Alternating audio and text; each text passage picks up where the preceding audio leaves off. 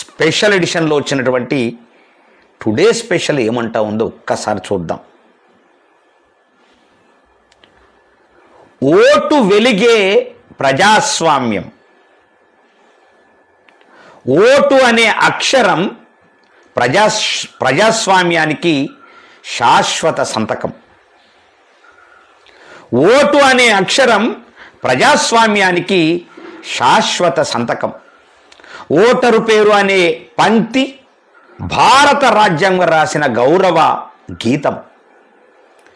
గడువు పొడిగింపు కేవలం రోజులకే కాదు, నాణ్యతకు ఇచ్చిన మరో అవకాశం. ప్రతి ఇంటి తలుపు తట్టి ప్రతి ఓటరుని గుర్తించి ప్రతి వివరాన్ని సరిచూసే బాధ్యతల బాటలో సాగుతున్న యాత్ర. బిఎల్ఓ అడుగుల్లో సేవ, అధికారుల కృషిలో నిబద్ధత. ప్రతి ఫోటోలో నిజం ఉండాలి, ప్రతి నమోదులో పారదర్శకత ఉండాలి. తప్పులు తొలగితేనే ఓటు విలువ పెరుగుతోంది. నిజమైన ఓటర్ల జాబితాతోనే ప్రజాస్వామ్యానికి బలమైన పునాది ఏర్పడుతుంది. ఓటు హక్కు కేవలము హక్కే కాదు, దేశ భవిష్యత్తును రాసే కలం. ఆ కళానికి సిరగా నిజాయితీ, మరి అక్షరాలుగా ప్రజల విశ్వాసం. ఆగస్టు 10 వరకు వచ్చిన అవకాశం. ఆదర్శ ఓటరు జాబితాకు నాంది కావాలి. ప్రతి అర్హుడి పేరు జాబితాలో మెరవాలి. ప్రజాస్వామ్య పతాకం మరింత ఎత్తున ఎగరాలి. మరి ఖచ్చితమైన ఓటరు జాబితా బలమైన ప్రజాస్వామ్యానికి తొలిమెట్టు. బలమైన ప్రజాస్వామ్యానికి తొలిమెట్టు ఏంటి? ఖచ్చితమైనటువంటి ఓటరు జాబితా అని ఎస్బిఎన్ చారణ సంపాదకులు అన్నారు. దీంట్లో అద్భుతమైనటువంటి అర్థం ఉన్నది. ఆచరించవలసినటువంటి బాధ్యత ప్రభుత్వాల మీద ఉన్నది. కానీ బిఎల్ఓలను పెట్టిండ్రు,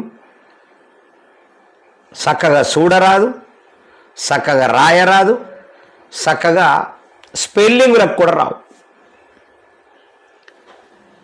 ఎస్ఐఆర్ఐ ఎంఏఎల్ఎల్ఈ సిరిమల్లెను ఎస్ఐఆర్ఈ అని రాసినటువంటి ఘనుడు బిఎల్ఓ. గతంలో 2002 తర్వాత 2002 వరకు ఉన్నటువంటి ఎవరైతే ఓటరు కార్డులు ఉన్నాయో వాళ్ళ ఓటర్ కార్డు ఎవరిదైంది ఉందో వాళ్ళకు బిఎల్ఓలకు ఇస్తే చూసి డికోడ్ చేసేటటువంటి పరిస్థితి లేనటువంటి బిఎల్ఓలను ఇలా ప్రభుత్వం నియమించింది తెలంగాణలో. ఇది సత్యం, అబద్ధం కాదు. నేను కళ్ళతో చూసిన, నాకు జరిగిందే చెప్పిన, నేనేదో కొత్తగా సృష్టించట్లేదు. అంటే ఇంత ప్రజలు మారాలా, ప్రభుత్వాలు మారాలా, ఈ వ్యవస్థ భారతదేశంలో జరుగుతున్నటువంటి అనేక అంశాల మీద మనం మాట్లాడుతున్నటువంటి వ్యక్తికే ఇలాంటిది ఎదురైతే వీళ్ళొక చదువు రానటువంటి సామాన్యమైనటువంటి ఓటరుకు, చదువు రానటువంటి సామాన్యమైనటువంటి ఒక ఓటరుకు ఇంకా ఎన్ని కష్టాలు ఉత్పన్నమవుతున్నాయో, ఎన్ని కష్టాలు అనుభవించవలసినటువంటి పరిస్థితి ఉన్నదో ఇలా మనకు తెలియదు. చెప్తే తెలుస్తుంది. వాళ్ళ దగ్గర పోయి మైకు పెట్టి చెప్తే వాళ్ళ పొట్టగొట్టినట్లట, వాళ్ళొక్క ధర్నా చేసే పరిస్థితి ఉన్నది. ఇంత దారుణమైన పరిస్థితులలో ఉంటే ఓటరు సవరణ, నిజమైనటువంటి ఖచ్చితమైనటువంటి ఓటరు జాబితా, బలమైనటువంటి ప్రజాస్వామ్యానికి తొలిమెట్టు ఎట్టయితుంది? కానే కాదు. మనం చెప్తున్నాం ఖచ్చితమైన ఓటరు జాబితా బలమైన ప్రజాస్వామ్యానికి తొలిమెట్టు అని చెప్తున్నాం. కానీ ఆ తొలిమెట్టు చేస్తారా, చివరి మెట్టు చేస్తారా ప్రభుత్వాల మీద ఆధారపడి ఉన్నది. ప్రభుత్వాలు నియమించినటువంటి బిఎల్ఓల మీద ఆధారపడి ఉన్నది.